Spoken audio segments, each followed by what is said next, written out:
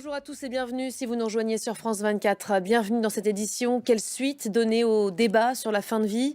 Emmanuel Macron doit dévoiler aujourd'hui les conclusions après des mois de réflexion sur le sujet.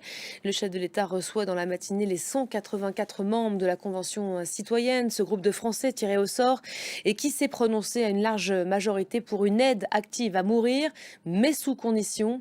Leur travail doit permettre, selon l'Élysée, de tracer les voies d'un acte 2 dans le débat national et d'emmener peut-être à une forme de nouvelle loi. Mandy Esmati. Voilà, inventer un système propre à la France. Allons voir tout de même comment nos voisins gèrent aujourd'hui la question. La Belgique a déjà mené ce débat par le passé. Que prévoit aujourd'hui la loi belge? Explication avec notre correspondante Alix Le Bourdon. L'exécutif français, s'il s'empara aujourd'hui de nouveau de ce dossier sur la fin de vie, espère en revanche tourner la page du débat sur les retraites. Elisabeth Borne va multiplier à partir d'aujourd'hui les rencontres. Direction le sud de la France, Marseille, où des fusillades ont fait la nuit dernière au moins 3 morts et 3 blessés graves.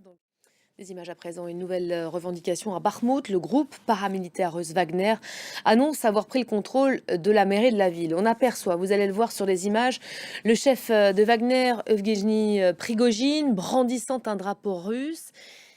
Merci beaucoup Gulliver Krag en direct de Kiev pour France 24. Dans ce contexte de guerre en Ukraine, après avoir obtenu l'aval de la Turquie la semaine dernière, la Finlande va rejoindre prochainement l'OTAN. Le pays va ratifier le texte dans quelques jours. La charge reviendra au conservateur Petteri Orpo, vainqueur avec sa coalition des législatives d'hier. La première ministre sortante, Sanna Marin, a reconnu sa défaite au terme d'un scrutin très serré marqué par une percée des nationalistes. Noémie Roche.